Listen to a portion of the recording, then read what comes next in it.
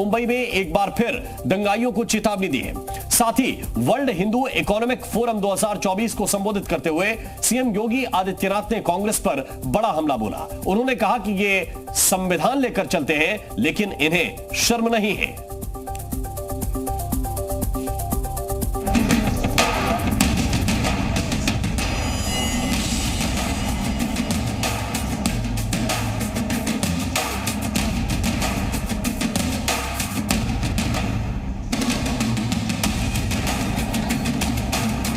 आज जो लोग आतंकवाद को पलवित और पुष्पित कर रहे हैं, तब इनका अंडा भी नहीं फूटा था इस धरती पे।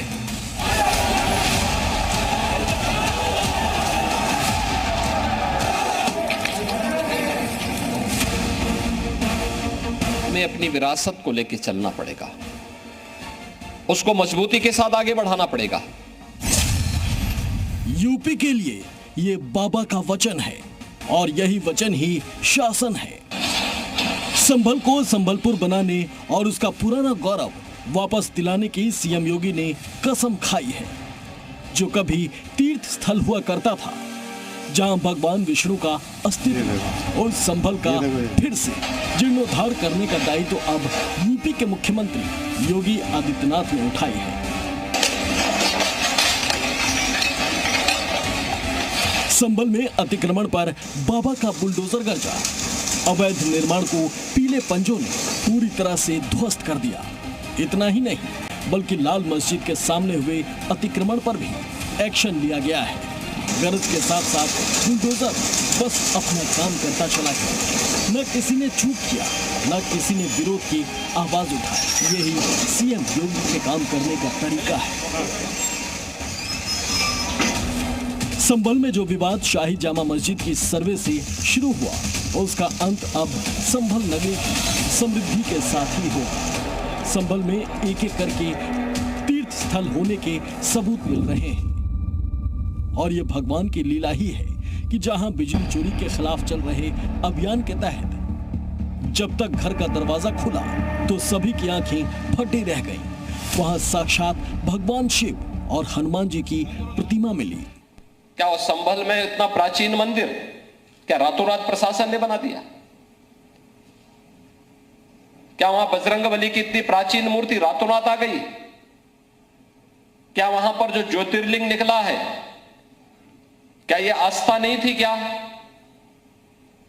उन दरिंदों को आज तक सजा क्यों नहीं मिली? इन्होंने 46 वर्ष पहले संभल के अंदर नरसंहार किया था। क्यों नहीं चर्चा होती संभल में उन लोगों की, उन निर्दोष लोगों की? क्या कसूर था उनका? आज संभल की नई सुबह दिखी, जहां 46 सालों के बाद सुबह सवेरे हनुमान जी की पूजा की गई। शिवलिंग में भक्तों ने जलाभिषेक किया। हर हर महादेव के नारों से संभल गूंजने लगा। भक्तों का रेला लगा। जहां कट्टरपंथियों की वजह से छिपे मंदिर का जीर्णोद्धार हुआ, तो अपने आराध्य देव को देखने पहुंची महिला श्रद्धालु भी भावुक नजर आई।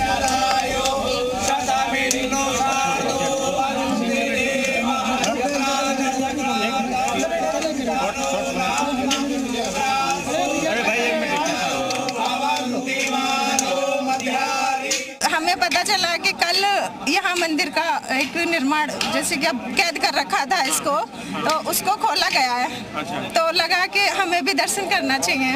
और हमारे भगवान को इस तरह से कैद करने का, तो जिसने भी ये किया है, पता नहीं वो कितना गुनहगार है, वो जानता है। ये सब उस संकल्प की वजह से हुआ जो योगी आदित्यनाथ ने मुख्यमंत्री पद की शपथ के साथ ली थी कि यूपी के दंगाइयों से मुक्त करना है। दंगाइयों को ठीक कैसे करना है, उन्हें अच्छी तरह से आता है।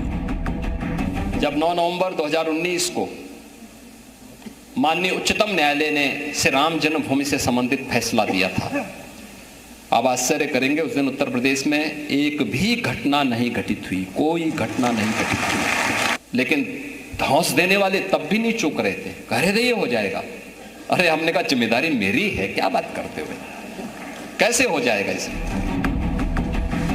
संभल में हिंसा के दौरान जब उपद्रवियों ने आतंक मचाया, तो यूपी पुलिस ने असर है कि अयोध्या में मंदिर निर्माण का फैसला हो या फिर राम मंदिर की प्राण प्रतिष्ठा का, सुरक्षा के ऐसे इंतजाम कि परिंदा भी पर नहीं मार सकता। कल संसद में संविधान पे चर्चा हो रही थी, लेकिन मुद्दा संभल का उठ रहा था, और संभल में इन्हीं के समय में 46 वर्ष पहले जिस मंदिर को बंद कर दिया गया, वो मंदिर फिर से सबके सामने आ गया। इनकी वास्तविकता को सबके सामने प्रस्तुत कर दिया। याद करिए ना, क्या वो संभल में इतना प्राचीन मंदिर क्या रातों रात प्रशासन ने बना दिया? क्या वहां बजरंगबली की इतनी प्राचीन मूर्ति रातों रात आ गई? क्या वहां पर जो ज्योतिर्लिंग निकला है, क्या यह आस्था नहीं थी? क्या उन दरिंदों को आज तक सजा क्यों नहीं मिली? इन्होंने 46 वर्ष पहले संभल के अंदर नरसंहार किया था।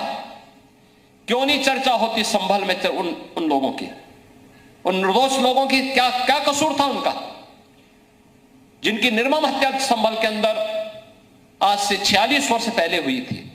लेकिन जो भी उस सच को बोलेगा उसको धमकी दी जाएगी, उनका मुंह बंद कराने का प्रयास होगा।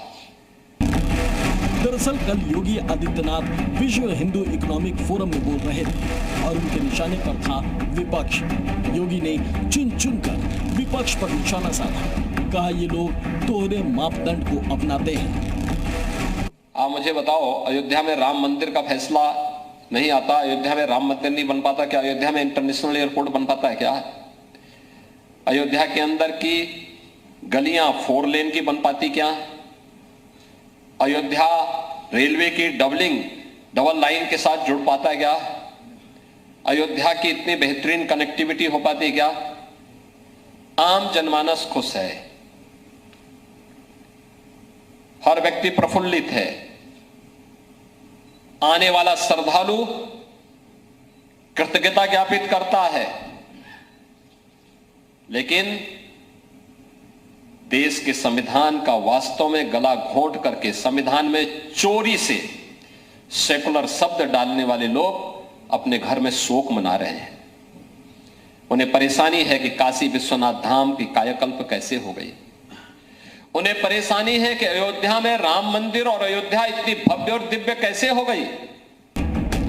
ये बाबा की स्टाइल ऑफ पॉलिटिक्स है, जो साफ शब्दों में अपनी बातें रखते हैं, कोई कंफ्यूजन नहीं रखते, विपक्ष को समझा